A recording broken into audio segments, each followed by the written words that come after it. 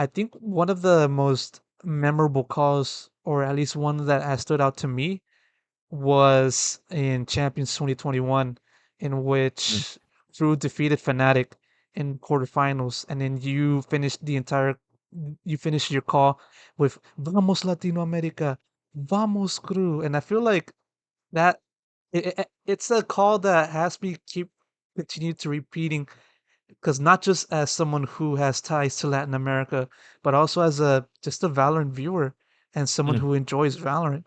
And so I want to ask to you, would it be fair to say that as your most memorable call or like your most memorable moment when it came to calling a given match? Is it or is it not? And if so, for not, what is it? Yeah, probably. I'd say that's probably. I think I've been fortunate to cast a couple of really cool moments in Valorant history. I think the tens line that everyone talks about.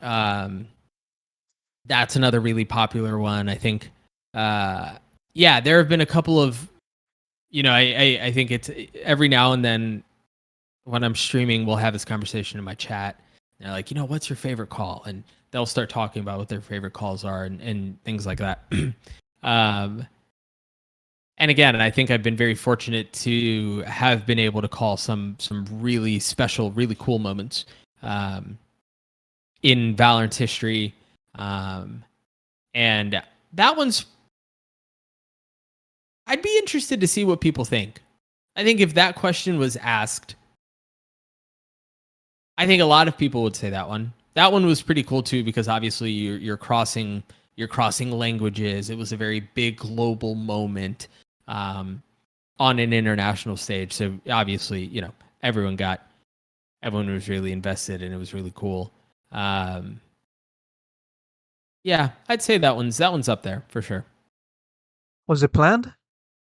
No, that one was not. I've had a couple that are like uh there are some where I'll come up with something like the round prior, um, like rookies to Reykjavik when the guard qualified.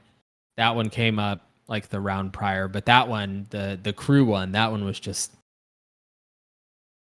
I don't know. It just kind of happened. I don't know. Yeah, because like it's replayed over and over and over again in the content piece, which highlights Latin America, and it's perfect because like it could just cut out "Vamos Latinoamérica" and then there you go. That whatever Latin America representative is Yeah, they win. representing.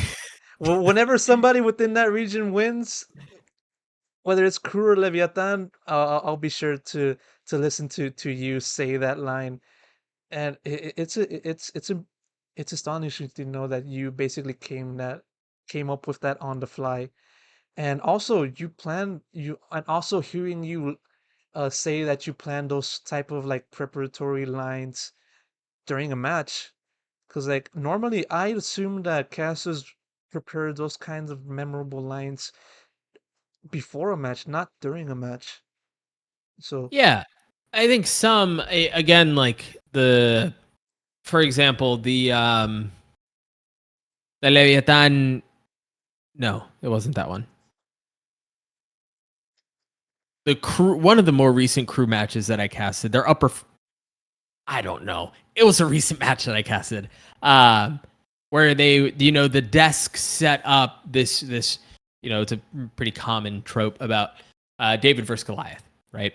And there was a line that I said at the very end of it where it was like, this turns out this David has a slingshot and a stone of their own. Um, they keep their glass slipper, combining all of these things. And those are things that worked and they came together because the desk set them up. Right. So if I were to want to craft something ahead of time, I wouldn't have that and I wouldn't be able to tie that into the bigger story and the narrative that the entire show had been building and wanting to move towards and push towards and things like that. Um, so yeah, there are some that I also will think of ahead of time, right? Things like that that are maybe a little bit less specific or a little bit or a little bit more team specific. Um, yeah, I'd say it's a fair division. I would say where some I'm writing like the round before when Ball is talking and he's breaking something down, and I know okay they're broke, right? Like it's 12-9, and the losing team has nothing but sheriffs, right? Like there's very good chance that it's over. Things like that.